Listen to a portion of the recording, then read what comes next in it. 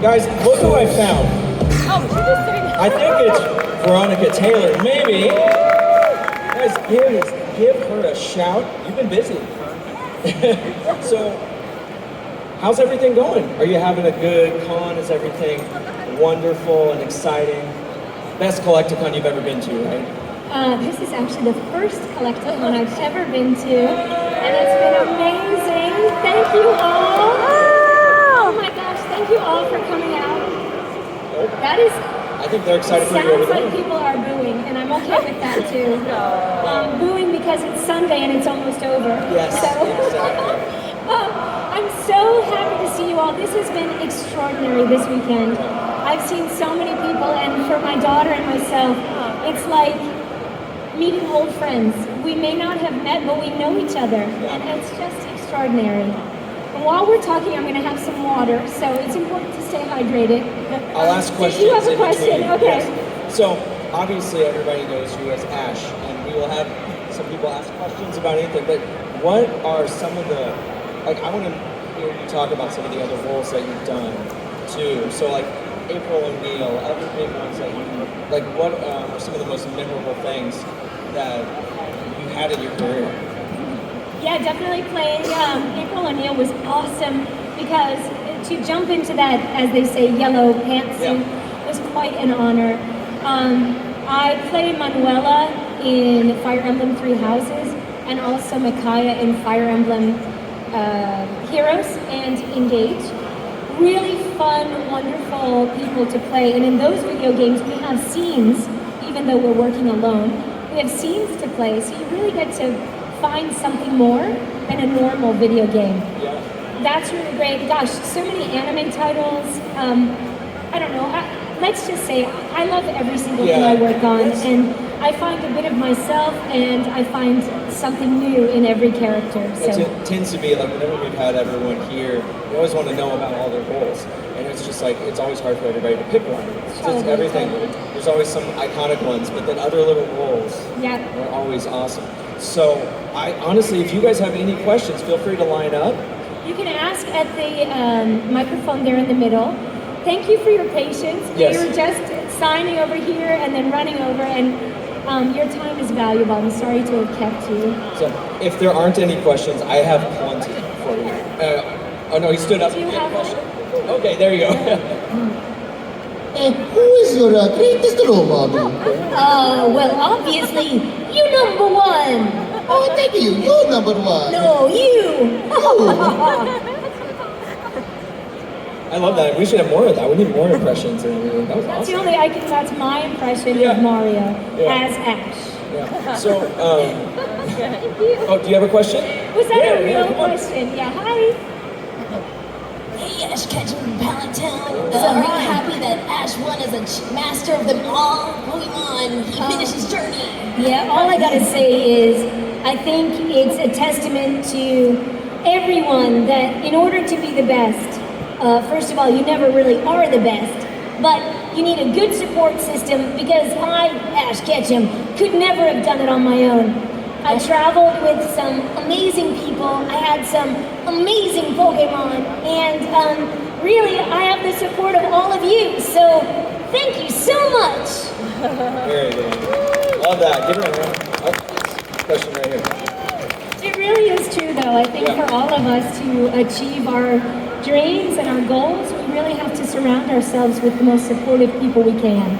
And, you know, you have to keep searching for that. Yes. Very good. Hi.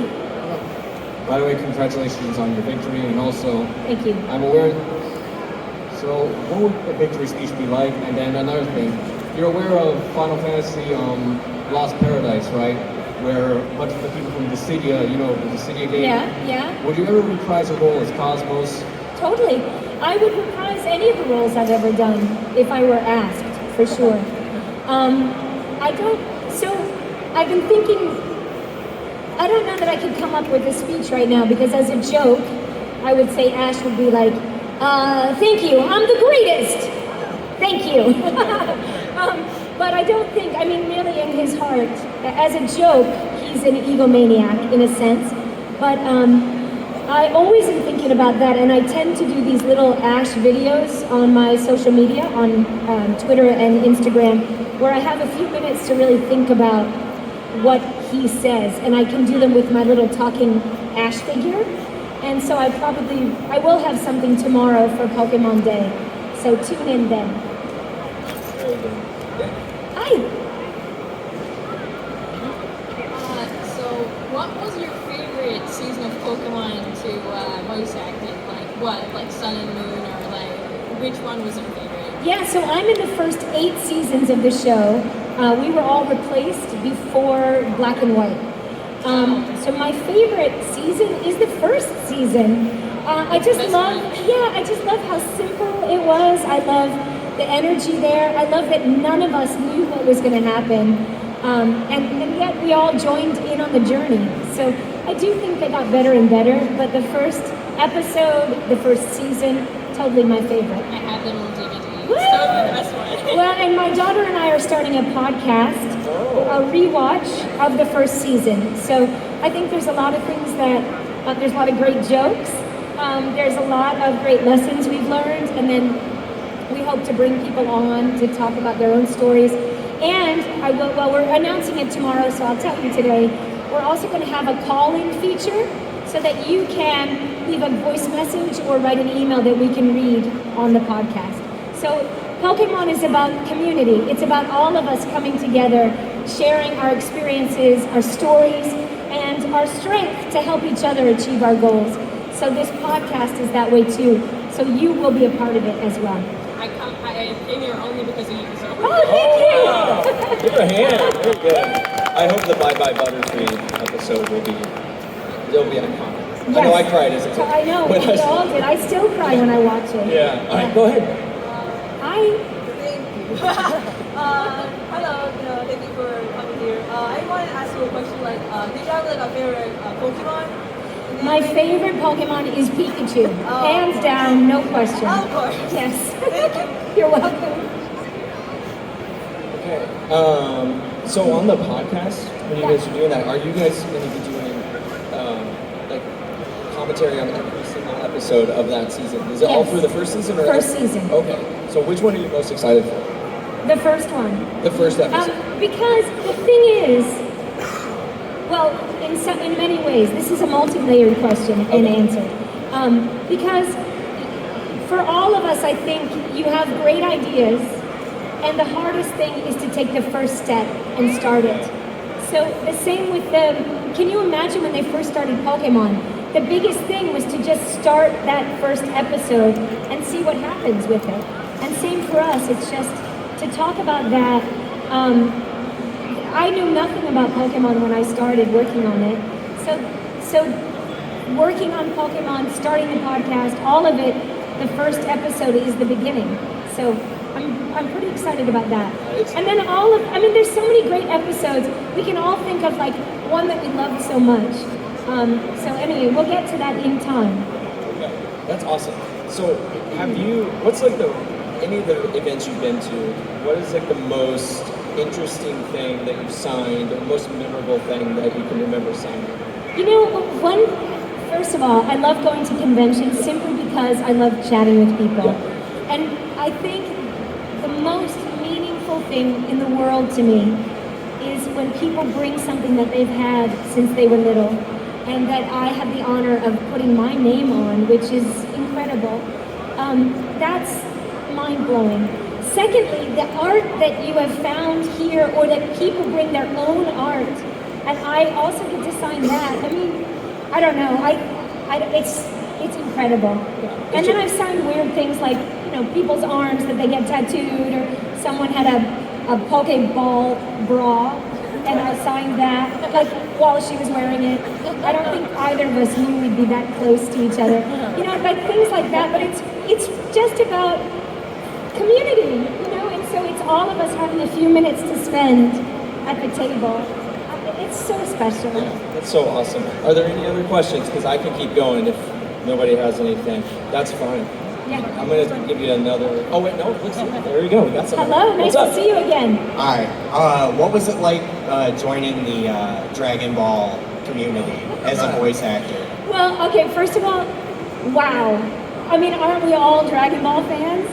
Amazing. And then to play this character who is a gigantic, literal ball of love, and she's winning with love, as you see. Love wins. And I have to say, it's true. But wow, amazing. And especially Sean and Chris and Monica, I'm such big fans and good friends of theirs. And it was just really cool. And luckily, I didn't have to scream as much as Sean does. And so that way, or Chris really. You don't have to charge up for a No, week. so that really saved me. All right. Yeah, go ahead. Hi, Hello, Veronica Taylor. what a cool shirt. Thank you. Don't stare at it too long. You're gonna get headache. I know. I I'm up for was, that challenge. yeah, I was wondering. So I'm gonna sneak in two questions. Was there a clear difference whenever you were making the early Pokemon movies, versus when you were like making like an episode, just a regular episode? And I guess number two would be. Oh, I forgot my number two. I'll just go with the Pokemon. All right. So when we dubbed the series, it's on a little screen, and we're in a box, and then we look at our lines, look at the screen, hear 3 beeps in your headphones, and then you start talking. The movie is the same, the first movie, except that we had a very big screen in front of us, and it was amazing, and the room was dark. We had a podium with a light, and it just felt so real. So that was the difference, and the fact that the movie had a bigger story to it than the episodes were much shorter. But the basics are the same. You only see your lines. So for instance, I don't know how many of you have not seen the first movie, but when Ash is towards the end, not speaking, I didn't really know that happened because he didn't have any lines there. So I didn't see that till later. And that leads into my next question. Now I remembered it. Yeah. Did you ever get to have like personal input as your voice acting? So if the director would say, deliver the line like this, did you have moments where you were like, actually, I think Ash would do it in this way? I was able to act it my way along with direction, but changing the lines, no. They were very strict on what they wanted it to say. But you know how my intention could be my own. Thank you for your time and thank you for being Thank here. you. Thank you. Questions? Go ahead. First of all, yesterday was Happy Pokemon Day, so happy Pokemon Oh, Day. thank you. Yes. And I had 2 questions. Number one, we know your favorite Pokemon, but what's your favorite legendary? Ho-Oh. Yes. Oh, You saw that in the first episode. I love the sparkles. Mm-hmm. You know. It's a good one. Yes. And second question, I'm actually training to do voice acting myself. Do you Okay. have any advice for upcoming voice actors? Totally. Don't shout like I'm doing now, especially through a mask. Very bad. I would say in a nutshell, train. I have a Bachelor's of Arts in Acting and a Master's of Arts in Acting. I toured the country with many acting companies. I've trained for stage, and then I've also trained for breathing, for singing, and accents, and all that kind of stuff. So I think training is necessary because it teaches you how to talk and listen, how to create objectives, and how to work a scene. Often in voice acting, you're alone, so you are playing both parts. I do a lot of audiobooks, so I get to play all the parts. So when I prep the book, I have to look at it from all the different characters' viewpoints as their lines come up in the book. So it's the same. I couldn't do that without acting training. I would do that. I don't know that you necessarily need voice acting, but you need acting. And acting classes teach you to use your whole apparatus to tap into all the different areas you have to put your voice. I think getting a good demo that has about a minute and a half of things that you do best to show some range. If you do commercial, animation, audiobook, have different demos. Network, go to parties. meet people here. If they're animators and you do voices, connect, and then you can work. Oftentimes you do volunteer, you know, you can help your friends out, but try not to give too much of your work away for free, because people will take, and you need to pay your rent. So, but really those are the three things. I think training, networking, and demo, a good demo. And do you have any advice for like auditions, like how to get, you know, not nervous, like when, say for example, like Pokemon is such a big franchise, like to wrap your mind around, you know, like, oh, this is a big deal kind of thing, you know? I think when you're auditioning for something, you can't think about anything but right in the moment. You need to look at your script and think about what is it that your character wants in the different lines, and what attack are they using to get it? Are they trying to get someone to say yes? Are they trying to get someone to like them, or whatever it is? So you use a different attack on each line. You cannot think about how big the project is, how much you want it, hoping that they'll like you. You can't think about any of that. But you want to give like 2 or 3 different takes when you do your audition. I think that's probably the best of it. And listen back and see if what you set out is coming through. And then you really have to just get used to hearing your own voice and being able to look or listen to it objectively. It's hard. It's hard work. I know. But you just got to keep at it. I mean, all of us. This is it. This is the life we've got, and you've got to just put your all out there and just go for it. And even if you're thinking, oh, I think I might want to be an actor, well then do it. And then you can have your other jobs on the side. We all work really hard. My life is not like, gosh, when I was on Pokemon, my daughter was just born. I was a single mom shortly thereafter. I never have had one job in my whole life. I've barely had any jobs, to be honest, that have residuals. So every day, if I'm not working, I'm not earning money. So no one has had an easy life. And yet the joy is so great when you're living your dream, even though you're like scraping the money for the rent together. So you just gotta go for it. Know that you're not alone. And the struggle that you're having, a million other people are having it too. So just keep going forward. Thank you so much. I really appreciate it. Thank you. Sure. Good luck. Good luck to all of you. So we've got time for one more. If anybody's got, he's here. He's here for you. Hi, good No to pressure. see you. No pressure. Yeah. So, is Professor Oak Ash's real dad? I wish. Okay, I don't know. I don't have any more information than you guys do about Ash's dad. But I do think that perhaps if his dad had been home, maybe he wouldn't have set out on this journey. You know, sometimes we set out to find something that we feel is missing, or a part of ourselves that we don't know yet. And that's why we set out on many journeys. And I do think his dad is a part of that. But honestly, if Professor Oak were his dad, he would tell him.